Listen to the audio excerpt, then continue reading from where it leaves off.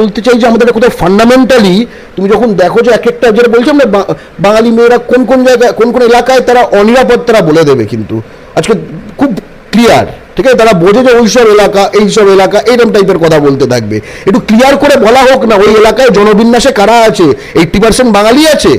আজকে একটা এলাকায় কলকাতায়, আসানসোলে, শিলিগুড়িতে একটা এলাকায় যেখানে 90% বাঙালি আর যেখানে 90% হিন্দি উর্দু ভাষী, একটি বাঙালি মেয়ে কোথায় বেশি নিরাপদ বোধ করে? আমি ডাইরেক্ট এই প্রশ্নটা করছি, এর ডাইরেক্ট উত্তর থাকতে হবে। এর ডাইরেক্ট উত্তর যদি লোকে না এইসব আনবেন না, এইসব তো ঘুরিয়ে দেওয়ার চেষ্টা হচ্ছে, তার মানে আপনি রুট কজ সেটাকে উপড়ে ফেলাতে বিশ্বাস করেন না।